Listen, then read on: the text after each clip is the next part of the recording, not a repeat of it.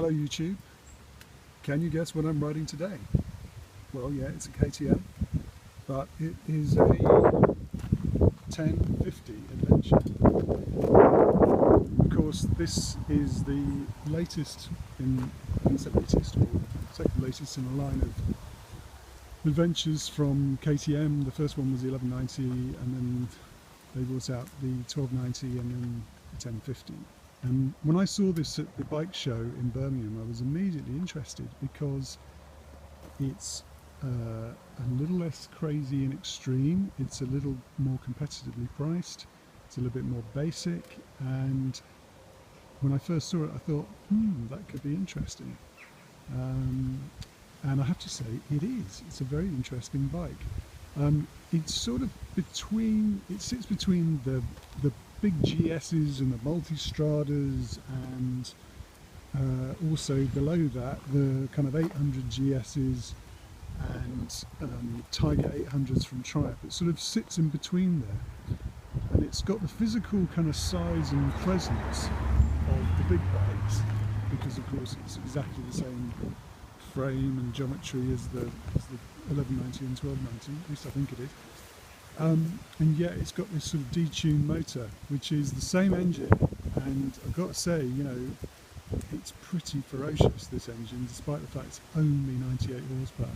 A lot's been written about it only being 98 horsepower, and of course it must be really slow. I can assure you it isn't. And apparently up to 6,000 revs it has the same characteristics as the bigger bikes, and based on my seat of the pants kind of dyno, it certainly feels like it.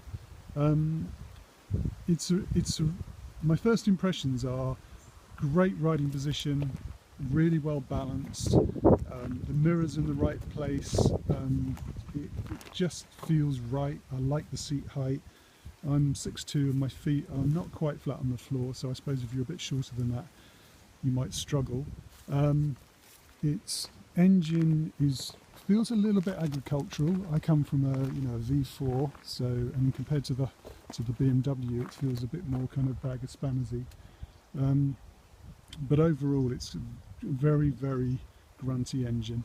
Suspension's great, goes around corners well.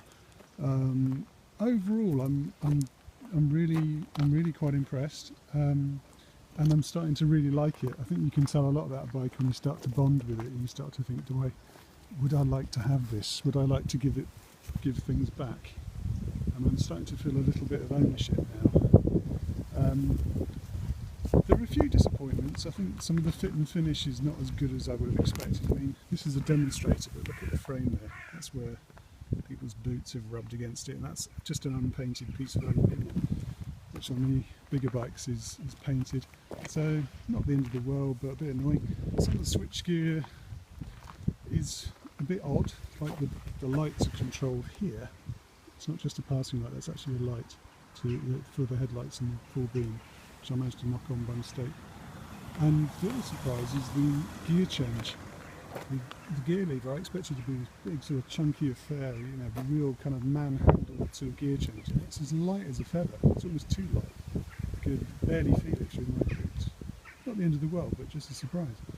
And you can see that there are other places where things have just been built to a little bit of a budget.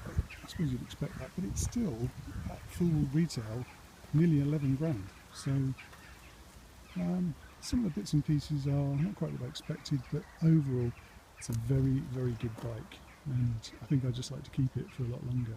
But I'll come back with another set of thoughts after a bit more riding.